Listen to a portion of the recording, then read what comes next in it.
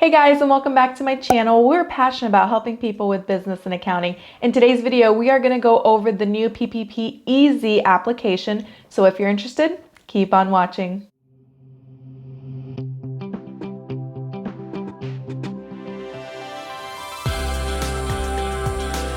Before we get into the application, let's quickly run down all of the changes that have occurred. The first major change was we're going from an 8-week covered period to a 24-week covered period. That's going to allow a lot of individuals to be able to get most of their expenses in that 24-week covered period. The next major change was only 60% of the loan needs to be allocated to payroll costs. That's changing from 75%. The next major change is owner-employee compensation. Owner-employees are now capped at $20,833. Now, the SBA has provided a checklist for you in case you're wondering if you should file the EZ application or the long form application. So let's head over to the computer and check out what you need to know in order to file the EZ application. So to file the EZ application, the borrower needs to be a self-employed individual, independent contractor, or a sole proprietor who had no employees at the time of the PPP application and did not include any employee salaries in the computation of average monthly payroll in the borrower application form SBA form 2483. The next one is the borrower did not reduce annual salary or hourly wages of any employee by more than 25% during the covered period or the alternate period, compared to the period between January 1st and March 31st, 2020. And the borrower did not reduce the number of employees or average paid hours of employees between Jan 1st and the end of the covered period. The borrower did not reduce annual salaries or hourly wages of any employee by more than 25% during the covered period or alternate covered period, compared to the period between Jan 1st and March 31st, 2020. And the borrower was unable to operate during the covered period at the same level of business activity as before February 15th, 2020.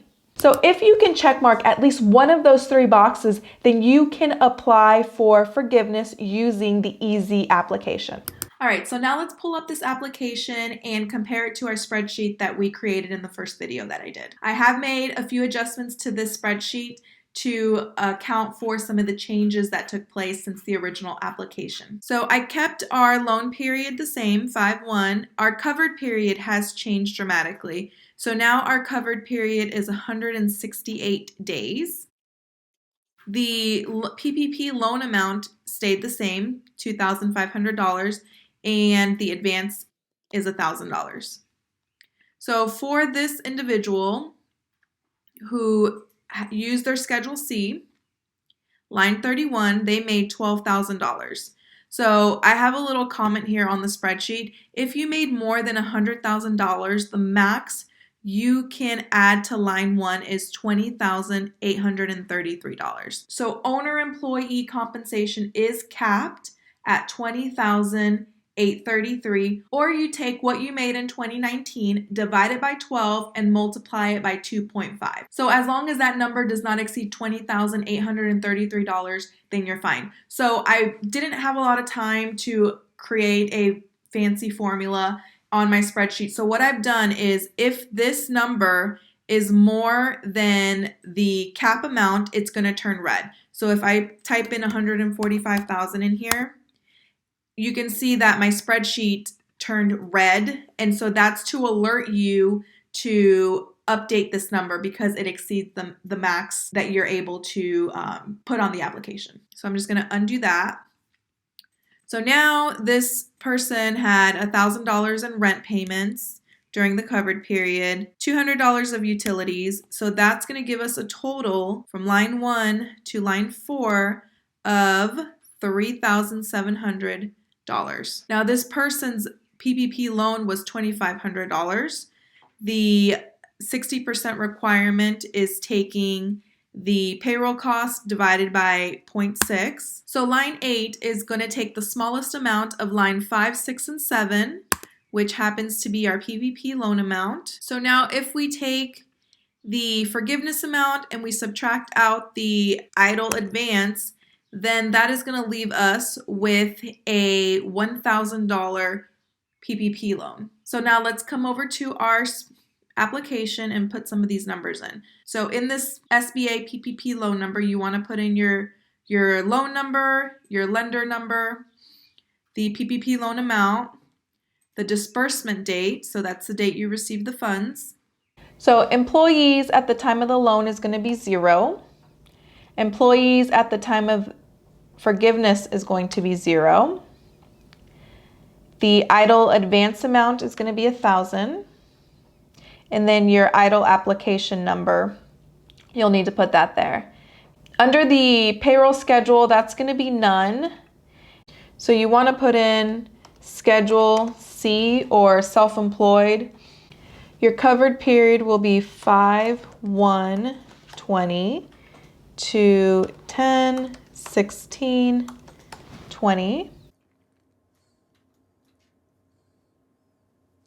Payroll cost for line 1 will be $2,500.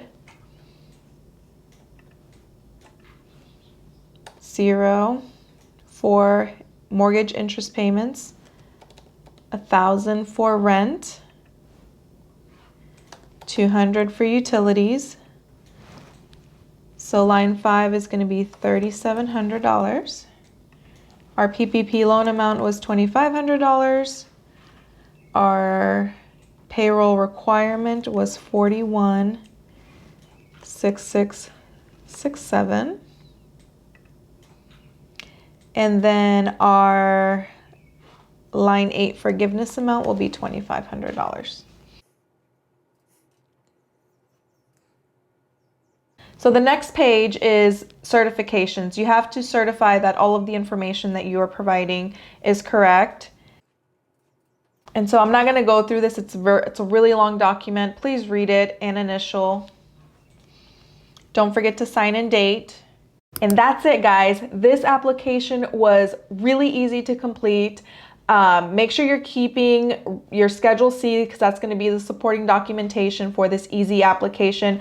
I would also keep a log of all of the checks that you cut for yourself as just a backup to the Schedule C. I hope you found this video helpful. If you did, please give it a like, subscribe to the channel if you haven't, share it with a friend, and I'll see you in the next one. Bye.